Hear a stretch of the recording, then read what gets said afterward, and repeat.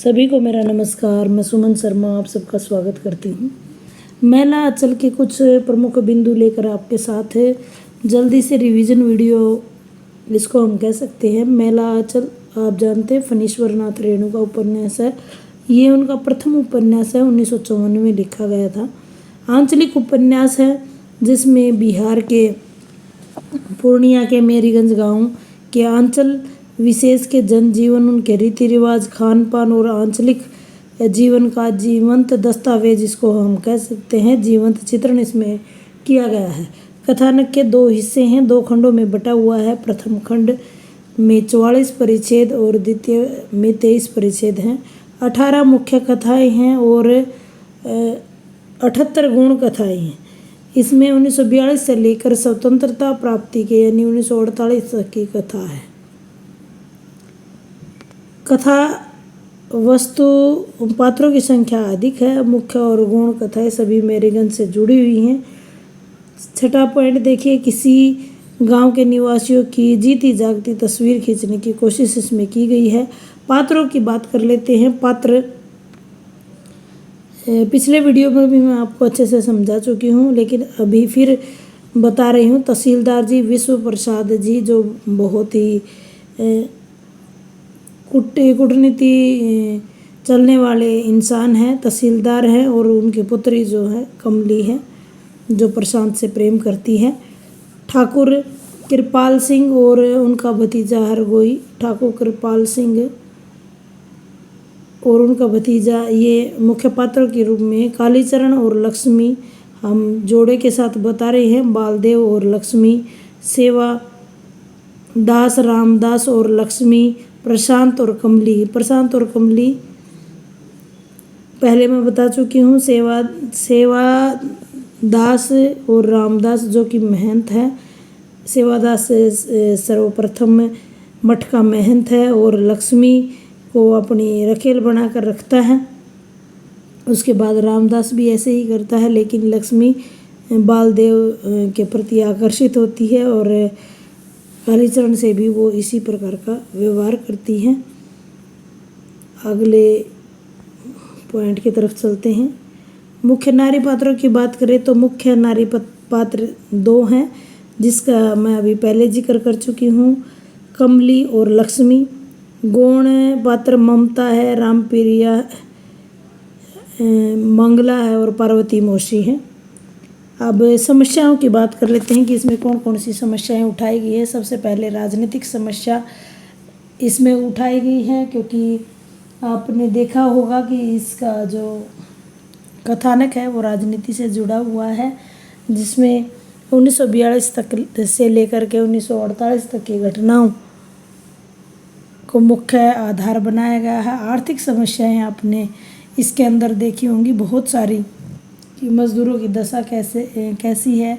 पैसा जो है वो पूंजीपतियों के पास ही है और उसका अपने पैसे के दम पर वो किस प्रकार से मज़दूरों और छोटे किसानों के साथ व्यवहार करते हैं।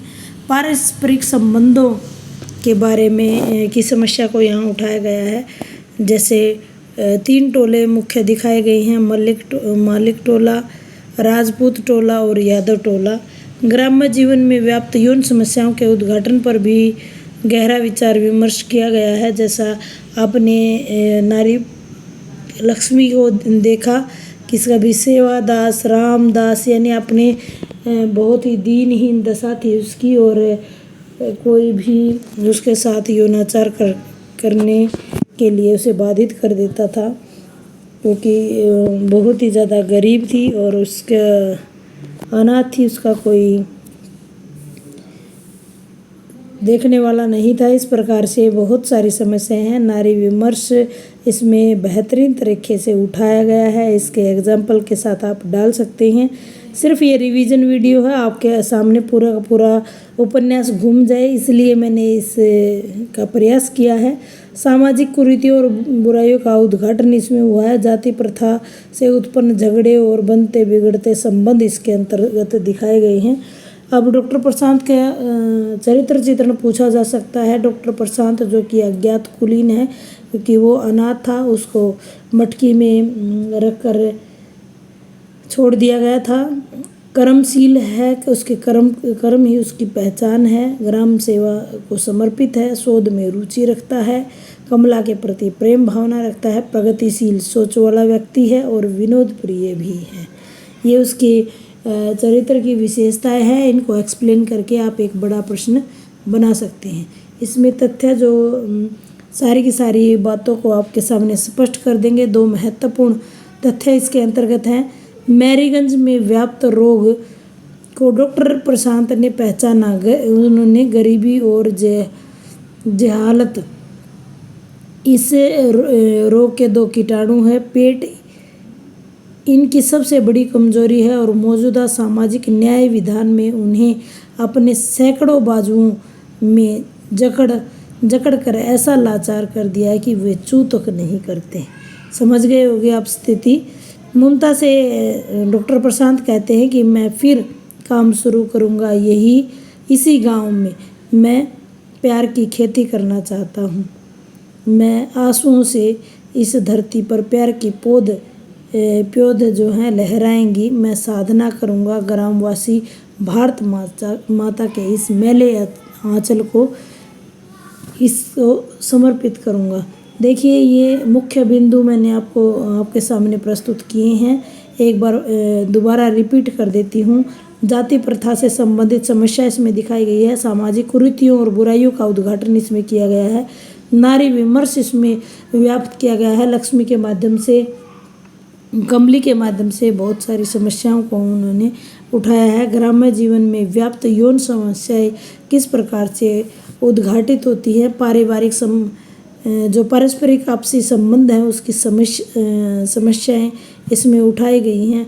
आर्थिक और राजनीतिक समस्याओं को भी इसमें उठाया गया है।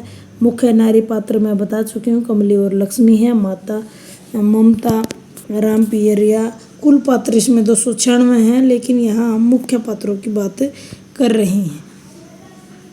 अगला देखिए, ये मुख्य पात्र है तहसीलदार विश्व प्रसाद, पुत्री कमली, ठाकुर राम कृपाल सिंह, उनका भतीजा हरगोरी, कालीचरण और लक्ष्मी, बालदेव और लक्ष्मी। एक करेक्टर यहाँ भूल गए हैं, बहुत ही इम्पोर्टेंट करेक्टर है, बामन दास। बामन दास बहुत ही इम्पोर्टेंट है। किसी गांव के निवासियों की जीती जागती तस्वीर खींचने की कोशिश की गई है।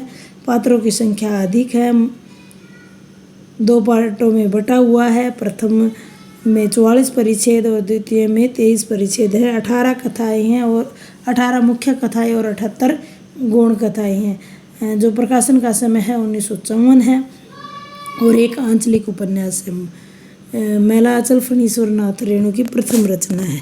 उम्मीद करती हूँ जानकारी आपको सही लगी होगी। धन्यवाद।